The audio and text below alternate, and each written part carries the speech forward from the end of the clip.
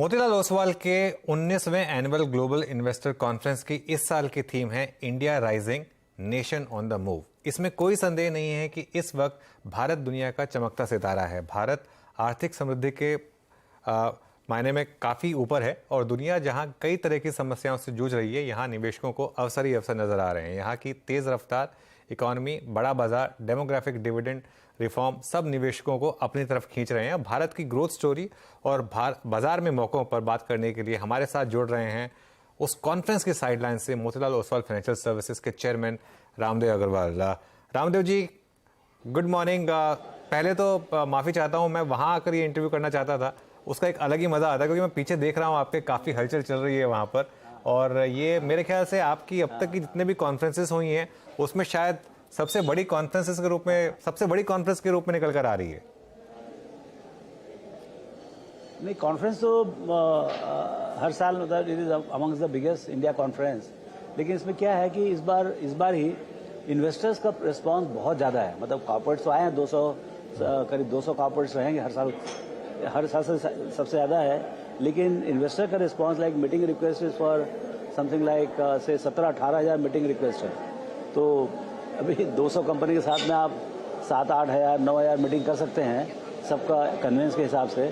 तो क्लियरली मतलब इन्वेस्टर का जो एक्साइटमेंट है वो बहुत ज़्यादा है। And FIs have also come from, अभी क्या है कोविड के बाद ये पहला साल है, तो काफ़ी लोग जो बड़े FIs थे वो ऐसे ग्रुप में आए हैं, 4-4 5-5 लोग, ऐसे काफ़ी लोग आए, 200-250 लोग आए हैं।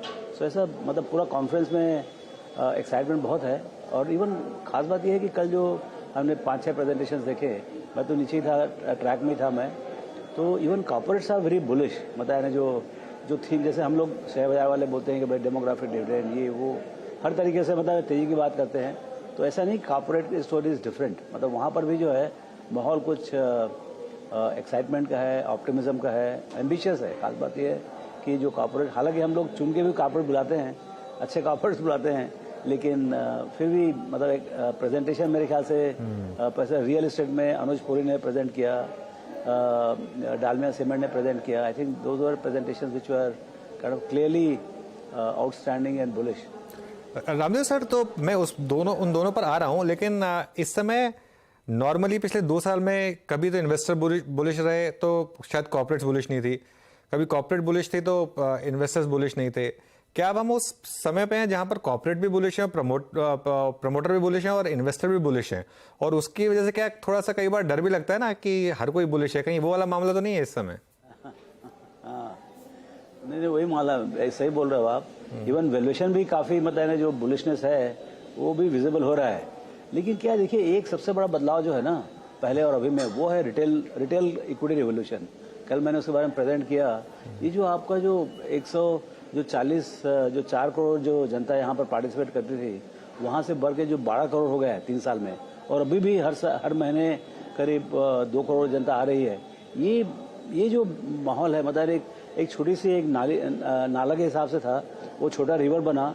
अब वो छोटा रिवर जो है ना एक रुद्रमय रूप बन के बहुत बड़ा, मतलब गंगा यमुना टाइप का बड़ा रिवर बन रहा है, और कहीं पर जाके वो स्वालन रिवर बन सकता है, मतलब बाढ़ आ सकती है उसमें। तो ये एक जो रिटेल का जो पैसा आ रहा है डे एंड नाइट 15-17 हज़ार करोड़ पर महीने, वो एक अलग बदलाव है। उसको कैसे समझें और उसका क्या पावर होगा गोइंग फॉरवर्ड, वो समझना जरूरी है। कहा कि अनुज पुरी की प्रेजेंटेशन आपको काफ़ी अच्छी लगी, real estate India's reality redefined, in fact India's reality redefined, क्योंकि रियलिटी को तो हम बात करते ही हैं। तो क्या, और ये हमने रामदेव सर एक देखा ही है, रियल एस्टेट स्टॉक्स ज़बरदस्त चल रहे हैं, लेकिन रियल एस्टेट के जो एंसिलरी प्लेज हैं जैसे पॉलीकैब है, एस्ट्रल है, सेरामिक स्टॉक्स हैं, इनमें तूफानी तेजी है। क्या निकल कर आया इस प्रेजेंटेशन में? क्या एक रियल एस्टेट में एक इस समय जो एक उफान बना हुआ है, ये सस्टेनेबल लग रहा है?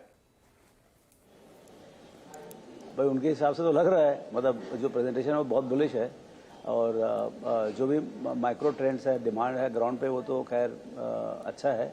लेकिन क्या मेन चीज़ क्या है कि 22,000 जो पहले बिल्डर थे रेरा के पहले, अब बहुत मुश्किल से 3-4 हज़ार बिल्डर रह गए हैं। और जो बिग जो लार्जर क्या नाम है, जो आपके बिल्डर्स थे, उसमें कंसोलिडेशन बहुत हो रहा है, और छोटे builders they are becoming more like a land aggregators. तो ऐसे सबके लिए रोल है, लेकिन अच्छा कस्टमर का बिहेवियर भी बदलते आ रहा है। They want all constructed properties and under construction है तो बहुत ज़्यादा रेपुटेड लोग होने चाहिए। तो इस टाइप का जो है एक बहुत ज़्यादा मंथन हो रहा है। तो मैं बोला भाई कि जो ये जो सेक्टर है वो मतलब यानी आपको चाइना में बहुत ज़्यादा प्रॉब्लम है, वहाँ बैंकरप्सी हो रही है, ये हो रहा है। तो बोलते हैं आपको अंदाज नहीं हो वहाँ पर कितना बड़ा एक्सपांशन हुआ है। और ये हमारे यहाँ पूरे 8 बड़ी सिटी में मिला के करीब 4 लाख घर बिकते हैं हर साल, वहाँ पर बिकता 1 करोड़। तो उन्होंने बहुत ज़्यादा ओवर कंस्ट्रक्शन किया, बहुत ज़्यादा लिवरेज किया, उसी कारण से अभी थोड़ा ये हुआ है। लेकिन इंडिया की कहानी तो अभी चालू हुई है। सो दोनों कंट्री की साइज़ एक ही है। अगले 10-15 साल में भी यदि हम यदि 40-50 लाख घर तक भी पहुँचे तो बहुत बड़ी कहानी है। बिल्कुल। अच्छा, आपने बात की दालमिया साहब की, काफ़ी आजकल उन्होंने एक्चुअली मीडिया से बात करना थोड़ा बंद कर दिया है। तो आप ज़रा बताइए हमें क्या एग्जैक्टली कहा उन्होंने, क्या और आपको क्या पसंद आया उनकी प्रेजेंटेशन से, किस तरीके का व्यू है इस समय सीमेंट को लेकर, रामदेव सर? नहीं देखिए, सीमेंट का तो जैसे ग्रोथ की बात की उन्होंने कि ग्रोथ है, मोमेंटम इज पिकिंग अप।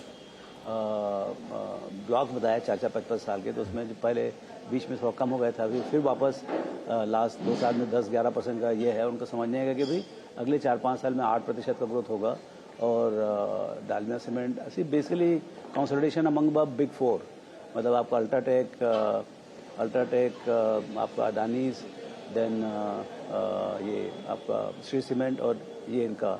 तो ऐसे ये 4 जो बिगीज हैं, they will have I think 55-60%, 65% market share.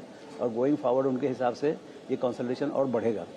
So now this is becoming a game of consolidation and accelerated demand. सो उनका खुद का प्रोजेक्शन जो है 55 मिलियन टन से 110 मिलियन टन इन बाई 2030। तो मुझे लगा कि ये काफ़ी and he has achieved a lot in the past. So वो प्रेजेंटेशन रिफ्रेशिंग था। सो ऐसे काफ़ी हर प्रेजेंटेशन जो अपने अपने हिसाब से एक मेरिट्स होता है। जैसे एयू बैंक का प्रेजेंटेशन था, उसने बात किया bank for ever, for ever bank. तो उस टाइप का मतलब अच्छे कंपनियों का ही प्रेजेंटेशन होता है, लेकिन जो मूड है वो काफ़ी एक्साइटिंग है, मतलब ऑप्टिमिस्टिक मूड है, ये बता रहा हूँ मैं। बिल्कुल नहीं, खैर